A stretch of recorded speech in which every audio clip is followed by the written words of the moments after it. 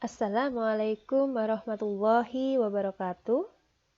Alhamdulillahirrabbilalamin. Ayah, bunda, dan anak-anak hebat kelas 1.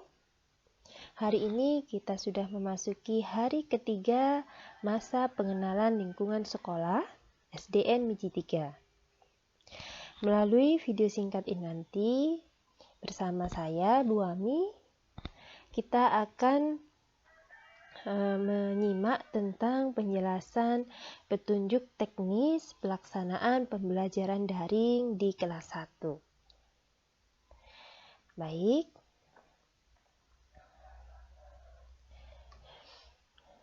Berikut.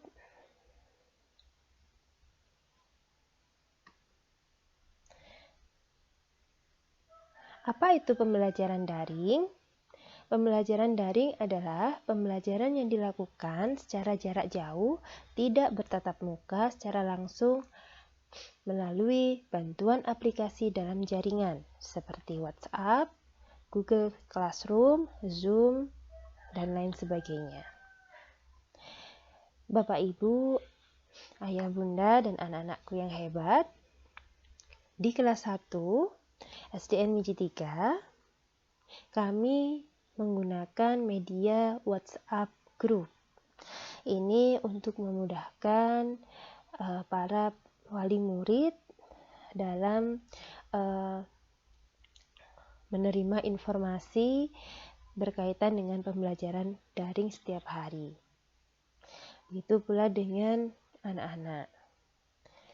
Nah, selanjutnya, pembelajaran daring di SDN Miji 3 dilaksanakan untuk mencapai efektivitas belajar serta kenyamanan guru, siswa maupun orang tua dalam pembelajaran di sekolah. Untuk itu dilakukan 3 hal. Yang pertama, penyederhanaan kompetensi dasar, membuat jadwal pelajaran yang lebih efektif dan sederhana. Kemudian, menyampaikan pembekalan life skill atau keterampilan sehari-hari. Nah, penyederhanaan kompetensi dasar ini dilakukan agar siswa tidak terlalu banyak menerima materi pelajaran sehingga penyerapan materi lebih efektif. Jadi, ayah, bunda, dan anak-anakku, mungkin nanti dalam pembelajaran ada materi-materi esensial atau materi-materi penting yang akan kita ulang, atau mungkin ada materi-materi yang di bukunya anak-anak nanti yang tidak tersampaikan. Nah, berarti di situ terdapat penyederhanaan kompetensi dasar. Jadi menggunakan kurikulum darurat, gitu ya.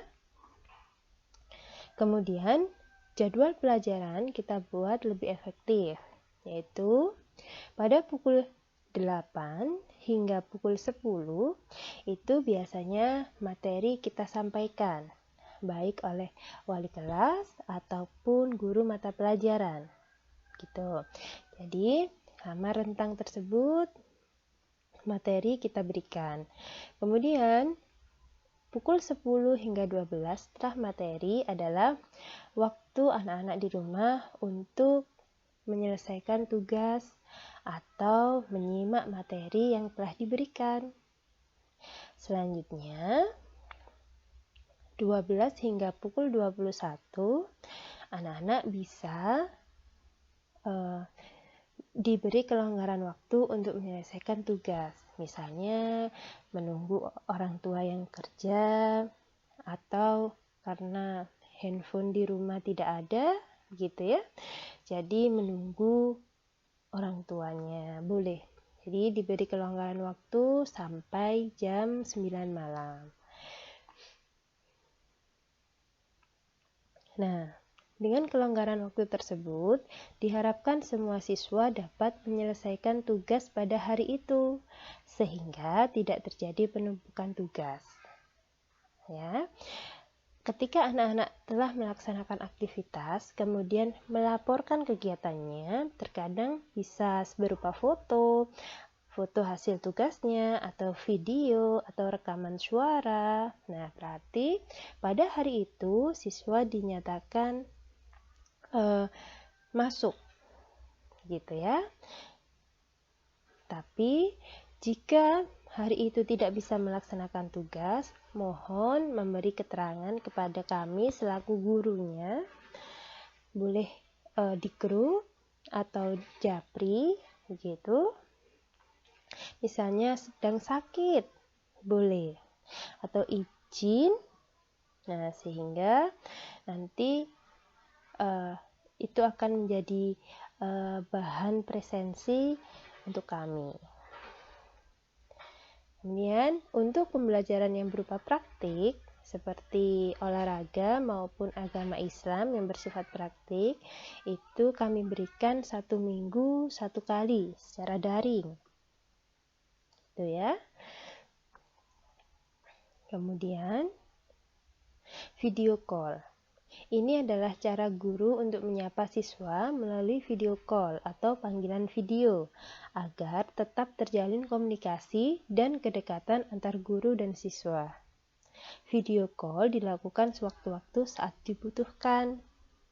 Misalnya untuk merefresh materi, atau dianggap sudah beberapa hari atau beberapa minggu tidak saling menyapa, maka kami, Bapak Ibu Guru, akan berusaha untuk melakukan video call dengan anak-anak. Gitu. Kemudian, chat di WA Group. Siswa ataupun wali murid dapat senantiasa berdiskusi atau tanya jawab melalui WA Group kelas selama proses pembelajaran dan penyelesaian tugas. Jadi, keberadaan WA Group kita digunakan untuk berdiskusi. Anak-anak boleh bertanya langsung. Misalnya ketika dia menerima materi, menyimak materi dari kami, kemudian dia bertanya. Silahkan bantu mereka untuk menyampaikan pertanyaan itu. Bisa melalui pesan suara, gitu ya. Itu lebih baik. Jadi ada interaksi antara kami, guru dengan anak-anak. Gitu. Kemudian ada Quizzes dan Google Form. Ini adalah salah satu bentuk penilaian kognitif siswa seperti halnya ulangan harian di sekolah yang mungkin diberikan manakala siswa telah dianggap mampu menguasai materi yang telah dipelajari. Biasanya pada pembelajaran tematik misalnya, ketika sudah habis satu tema, maka kami akan mengadakan evaluasi. Evaluasi ini bisa berupa quizzes ataupun Google Form. Bagaimana tentang quizzes tersebut? Insya Allah nanti ketika akan ada penilaian menggunakan quizzes, kami akan memberikan petunjuk teknisnya ataupun Google Form. Kemudian, pihak sekolah akan terus berusaha dan melakukan evaluasi proses pembelajaran secara daring ini sehingga terwujud pembelajaran yang efektif meskipun dari rumah. Kelancaran proses pembelajaran daring tidak hanya di tangan sekolah, tetapi juga perlu dukungan dan peran orang tua dalam mempermudah penyampaian materi serta pembentukan karakteristik anak. Jadi, seperti itu ayah, bunda, dan anak-anakku yang hebat.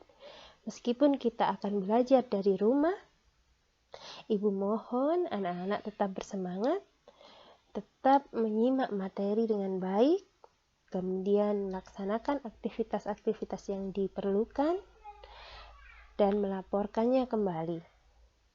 Gitu ya. Terima kasih. Semoga anak-anak di rumah tetap sehat selalu, begitu juga keluarga.